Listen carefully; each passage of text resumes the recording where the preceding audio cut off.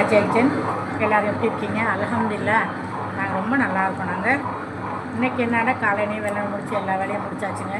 அதோட முடித்து அல்ஹம்துலில்லாஹ் எல்லா வேலையும் முடிச்சுட்டு இட்லி மாவு இல்லைங்க, எப்போவுமே நான் மிக்சியில் தான் அரைப்பேன் எல்லாத்துக்குமே, திணை தோசை எல்லாத்துக்குமே. சரி இன்றைக்கி உமாவுக்கு கொஞ்சம் கொடுக்கணும் அப்படின்னு சொல்லிட்டு இன்றைக்கி கிரைண்டரில் அரிசி உளுந்து அள்ளிட்டேன். இப்போ நான் அரிசியை அரைச்சிருக்கேன். இப்போ இதோட வந்து இட்லி அரிசியோடு வந்து இட்லி தோசையெல்லாம் சூப்பராக வரணுண்டா வெள்ளை அவல் இருக்குது பார்த்தீங்களா, தட்டு அவல், அதை ஊற வச்சு போட்டு சேர்த்து அரைச்சிங்கன்னு வைங்களேன், அப்படி தாங்க இருக்கும்.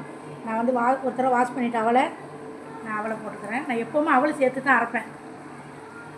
தோசையும் நல்லா முறுமுறுண்டு, இட்லியும் நல்லா சூப்பராக இப்படி சாஃப்டாக இருக்குங்க. நீங்கள் இந்த ஒரு டிப்ஸை தெரிஞ்சுக்கிட்டீங்க வைங்களேன், நீங்கள் அரைக்கும் போது மிக்சியில் அரைச்சாலும் சரி கொஞ்சோண்டு அவலை சேர்த்து ஊற வச்சு அரைச்சி பாருங்கள், சூப்பராக இருக்கும். மாவு அரைச்சது நான் காட்டுறேன் பாருங்கள். பாருங்கள் ஃப்ரெண்ட்ஸ், காலையில் நம்ம அரைச்சி வச்ச தோசை மாவு இப்படி சூப்பராக இருக்குது. இப்போ தோசை தான் ஊற்ற போகிறேன். நம்ம அவல்லாம் சேர்த்ததுனால சூப்பராக இருக்குங்க தோசை.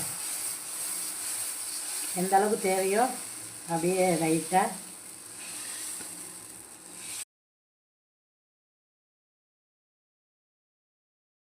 நம்மளோட தோசை சூப்பராக இப்படி முறுமுறுன்னு இருக்குது. ஒரு முட்டை தோசை ஒன்று. இதே மாதிரி நீங்கள் அவல் போட்டு மாவு அரைச்சி பாருங்கள், சூப்பராக இருக்கும். தொட்டுக்கிறதுக்கு என்ன வச்சுருக்கேன்டா, சாம்பார், மத்தியானம் வச்ச சாம்பார், தேங்காய் சட்னி, இவ்வளோ தான் நைட்டுக்கு டிஃபன் எங்கள் வீட்டில். இந்த வீடியோ பிடிச்சிருந்தால் லைக் பண்ணி ஷேர் பண்ணி சப்ஸ்கிரைப் பண்ணுங்கள். அஸ்ஸலாமு அலைக்கும்.